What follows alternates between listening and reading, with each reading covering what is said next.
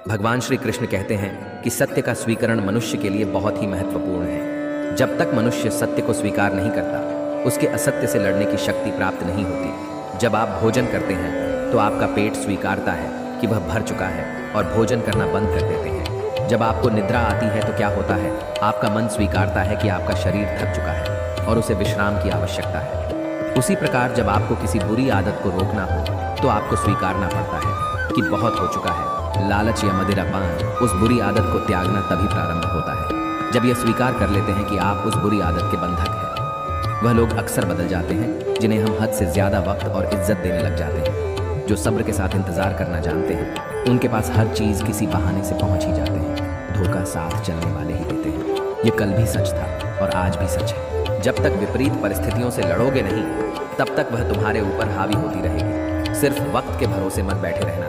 किस्मत वालों के हाथ खाली रह सकते हैं, लेकिन मेहनत करने वालों के कभी नहीं। दुख तब होता है जब आपको एहसास हो कि जिसे आप सबसे ज्यादा महत्व दे रहे हैं, उनकी नजरों में आपका कोई महत्व ही नहीं है। बात बुरी लगी तो दो तरह से सोचो। यदि वह इंसान बहुत जरूरी है तो उस बात को भूल जाओ, और अगर बात बहुत जरूरी है तो उस इंसान को भूल जाओ। श्री कृष्ण कहते हैं कि जिंदगी में समस्याएं तो हर दिन नई खड़ी होती हैं, और इसमें वही लोग जीतेंगे जिनकी सोच बड़ी है। देर लगती है मगर समझ आ जाता है कौन कैसा है, ये नजर आ जाता है। दिखावा करते हैं कुछ लोग अपनेपन का, लेकिन वक्त आने पर उनका असली चेहरा नजर आ ही जाता है। आप किसी के लिए चाहे कितना कुछ भी कर लो, जिसको धोखा देना है वह धोखा देकर ही रहेगा। छोड़ दी हमने हमेशा के लिए इच्छा करना, जिसे मोहब्बत की कदर ना, दुआओं में क्या मांगना। अहंकार भी आवश्यक है जब बात अधिकार, चरित्र और सम्मान की। बिना मतलब यहाँ कोई नहीं रोता दर्द, जब गहरा हो आंसू तभी गिरते हैं। जो गिरकर संभल जाता है असल में जिंदगी को समझ जाता है।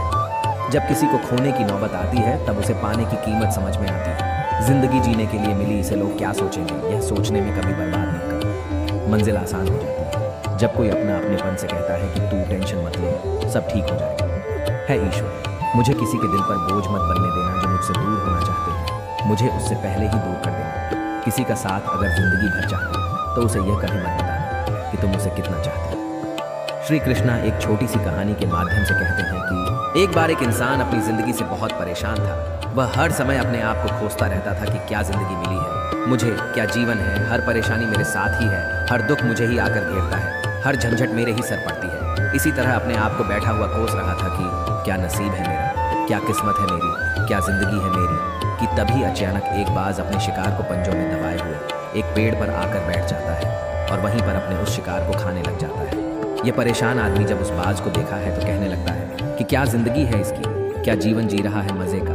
ना इसे खाने की चिंता, न पीने की, न पहनने की, और ना ही परिवार की। शिकार करता है और मस्त खुली हवाओं में कभी इधर घूमता है, कभी उधर घूमता है। सारे दिन आसमान में उड़ाता रहता है। असल जिंदगी तो यही है, जीवन तो ये जी रहा है। और फिर वह आसमान की तरफ देखकर चिल्लाता है कि काश मैं भी एक बाज होता तो मुझे भी कोई दुख ना होता, मुझे भी कोई परेशानी ना होती।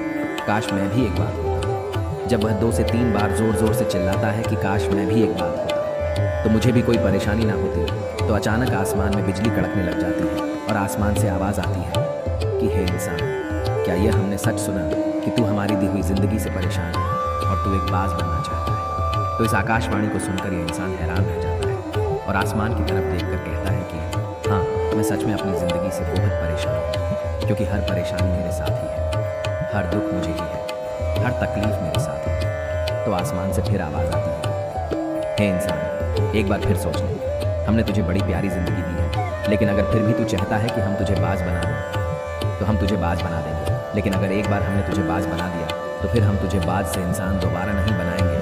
तो यह आदमी तुरंत जवाब देता है कि मैं अच्छी तरह से सोच लिया है कि मुझे बाज ही बनना है, और एक बार बाज बनने के बाद मैं दोबारा कभी नहीं कहूँगा कि मुझे इंसान बनना है। तभी ऊपर से आवाज़ आती है कि जैसी तुम्हारी इच्छा, और वह इंसान बाज बन जाता है। बाज बनते ही वह इंसान खुली हवा में उड़ने लगता है। कभी उड़ता हुआ इधर चला जाता है, कभी उड़ता हुआ उधर चला जाता है और सोचता है क्या मज़े की ज़िंदगी है। असल ज़िंदगी तो यही है, ना कोई चिंता, ना कोई परेशानी, ना कोई डर। वह सारा दिन आसमान में उड़ाता रहता है। 2-3 मिनट पंख मारता है, उसके बाद पंख मारना बंद कर देता है और लंबे समय तक हवा में तैरता रहता है। इसी तरह हवा में तैरते हुए शाम का समय नज़दीक आ जाता है तो वह सोचता है कि मेरे पास रहने का एक ठिकाना भी होना चाहिए, मेरा अपना एक घर होना चाहिए जहाँ मैं रात में आराम कर सकूँ। तो यह सोचकर वह छोटी छोटी लकड़ियां जमा करने लगता है और एक ऊंचे पेड़ पर अपना घोंसला बनाने लग जाता है। एक एक लड़कियां इकट्ठा करके वह अपने लिए एक सुंदर सा घोंसला तैयार कर लेता है और रात में उसी में सो जाता है और सोचता है सुबह उठकर शिकार भी करूंगा और सुबह उठकर फिर से मौज मस्ती भी करेंगे। खुली हवा में उड़ेंगे। सुबह होते ही वह शिकार की तलाश में निकल पड़ता है। हवाओं में उड़ाता रहता है।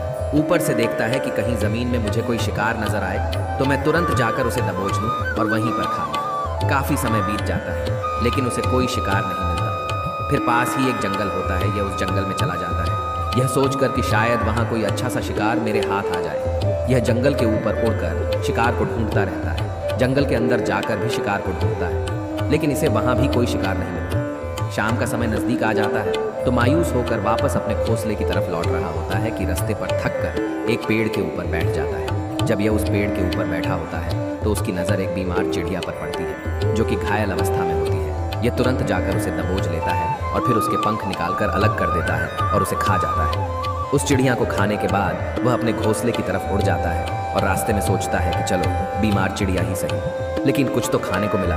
वह अपने घोंसले पर पहुंचकर आराम करने लगता है और सोचता है सुबह एक अच्छा सा शिकार पकड़ लूंगा और अपनी भूख मिटा दूंगा। जैसे ही सुबह का प्रकाश होता है यह निकल पड़ता है। अपने शिकार की तलाश में हवा में उड़ाता रहता है लेकिन आज फिर कोई शिकार इसके हाथ नहीं आता।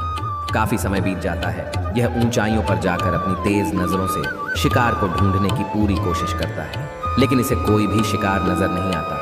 फिर यह पास के उस जंगल की तरफ चला जाता है लेकिन इसे वहाँ पर भी कोई शिकार नहीं मिलता। इसी प्रकार पूरे दिन उड़ते उड़ते शाम का समय नज़दीक आ जाता है तो यह उदास होकर वापस लौटने लगता है और रास्ते में एक पेड़ पर आकर बैठ जाता है। सोचता है शायद आज फिर कोई बीमार चिड़िया मेरा इंतज़ार कर रही है, लेकिन हर बार किस्मत मेहरबान थोड़ी होती है। आज इसे कोई बीमार चिड़िया नहीं मिलती। यह थक हार कर वापस अपनी घोंसले की तरफ चल पड़ता है और घोंसला पर पहुंचकर भूखा प्यासा ही सो जाता है और सोचता है कल सुबह एक बड़ा सा शिकार पकड़ लूंगा और आज की भूख भी मिटा दूंगा। रात को अपने घोंसले में सोया होता है, गहरी नींद में होता है कि तभी एक भयानक तूफान आता है। इस तूफान की हवा इतनी तेज होती है कि इसके घोंसले को उड़ाकर दूर फेंकती है और उसे कहीं दूर दूसरी जगह फेंकती है। तो यह जहाँ पर गिरता है वहाँ नीचे एक लकड़ी पड़ी होती है जो इसके पंजे में गड़ जाती है और इसे बुरी तरह घायल कर देती है। तूफान के रुकने के बाद बारिश शुरू हो जाती है। तेज बारिश होती रहती है पर यह किसी तरह से पेड़ों के नीचे छुप कर बैठा रहता है। बड़ी मुश्किल से इसकी रात कटती है। जब सुबह होती है तो बारिश रुक जाती है। बारिश के रुकते ही चारों तरफ खुशियाँ छा जाती हैं, चारों तरफ हरियाली छा जाती है। नदियाँ और झरने तेजी से बहने लगते हैं। सब कुछ फिर पहले के जैसा हो जाता है लेकिन यह बाज अब पहले की जैसा नहीं रहा। इसका पाँव बुरी तरह घायल हो चुका है। इसके पंजे में जो लकड़ी लगी थी उसकी वजह से इसका पंजा बुरी तरह छत विछत हो गया है। और मैं आपको बता दूं कि बाज का जो पंजा होता है वह उसके शिकार को पकड़ने के लिए सबसे ज़रूरी होता है, क्योंकि बाज अपने पंजों से ही अपने शिकार को पकड़ता है और फिर अपनी चोंच के माध्यम से नोच नोच कर खाता है। लेकिन इश्कबाज का पंजा बुरी तरह से घायल हो चुका था और यह 2 दिन से भूखा भी था। यह शिकार की खोज में थोड़ा सा उड़ता है कि शायद फिर कहीं कोई बीमार चिड़िया इसे मिल जाए, लेकिन कहाँ बार बार कोई बीमार चिड़िया मिलने वाली थी। वह कुछ देर तक उड़ता है लेकिन फिर भूख और दुख के मारे थक कर एक पेड़ पर आकर बैठता है। वह पेड़ पर आकर बैठ तो जाता है लेकिन उसे पता नहीं था कि यहाँ एक और मुसीबत उसका इंतजार कर रही थी। और वह मुसीबत यह थी कि 8-10 कौवों का एक झूठ मिलकर उसे परेशान करने लग जाते हैं। इसके ऊपर जाकर इसके घावों में चोट मारने लग जाते हैं। उन्हें भी पता चल जाता है कि यह बाज घायल है और भूख की वजह से कमज़ोर है। बाज उनसे बचने के लिए थोड़ा सा उड़ता है और फिर जाकर बैठ जाता है। उनसे पीछा छुड़ाने का प्रयास करता है लेकिन फिर वह इसके पीछे आ तो यह फिर और कर थोड़ी दूर चला जाता है, लेकिन यह इसका पीछा नहीं छोड़ते हैं और बार बार इसके पास आकर इसे परेशान करते हैं। कव्य अक्सर बज के साथ ऐसा करते हैं लेकिन फिर बज भी उनके साथ एक खेल खेलता है। जब कौवे का झुंड बाज को परेशान करता है और उनका पीछा नहीं छोड़ना तो बाज हवा में सीधी उड़ान भरने लग जाता है।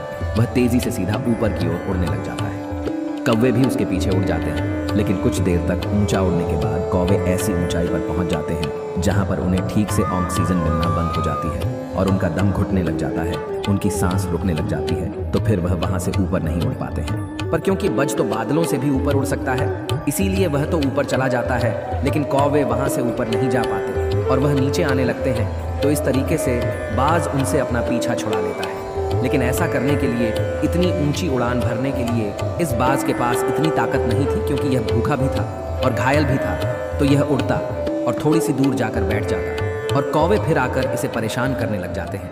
इसी तरह भूख और घायल हालत में एक दिन गुजर जाता है, दूसरा दिन गुजर जाता है, तीसरा दिन गुजर जाता है, लेकिन इस बात की हालत में कोई सुधार नहीं होता है। उसकी हालत बद से बदतर होती जा रही थी। चौथे दिन जब यह बिल्कुल खत्म होने पर आ जाता है, इसके अंदर बिल्कुल ताकत नहीं बचती और इसका शरीर इसका साथ छोड़ने लगता है, तो यहाँ किसी तरह से उड़कर पास है इंसानों की एक हॉस्पिटल होती है, उसकी छत पर आकर बैठ जाता है और वहाँ से आने जाने वाले मरीजों को देखा है और अपने आप से कहता है कि काश आज मैं एक इंसान होता तो ऐसे छोटे मोटे जख्मों का हॉस्पिटल से इलाज करवा लेता, या किसी को बता देता कि मैं भूखा हूँ, परेशान हूँ, मेरे साथ यह परेशानी है, लेकिन आज मैं एक ऐसा बेजुबान परिंदा हूँ जो किसी से कुछ नहीं कह सकता, किसी से कोई मदद नहीं मांग सकता। यही बात सोचकर वह उसी छत पर अपना दम तोड़ देता है। वह अपनी जान की कुर्बानी तो दे जाता है, लेकिन साथ ही साथ हमें यह सीख भी दे जाता है कि आपको जैसा बनाया गया है, आप जैसे भी हो उसी में खुश रहो और उसी में बेहतर करने की कोशिश करते रहो, ना कि इस बात से परेशान रहो कि काश मैं वैसा होता, काश मैं वैसा होता, काश मैं यह बन जाऊं। आपको जैसा भी बनाया गया है, आप उसी में अपना सर्वश्रेष्ठ करने का प्रयास करते रहो। दोस्तों, यह कहानी तो काल्पनिक है, लेकिन हमें जीवन का एक बहुत ही महत्वपूर्ण नियम सिखा कर जाती है कि हम जैसे भी हैं, बस हमें उसी में सर्वश्रेष्ठ करने का प्रयास करते रहना चाहिए। धन्यवाद। जय श्री कृष्ण।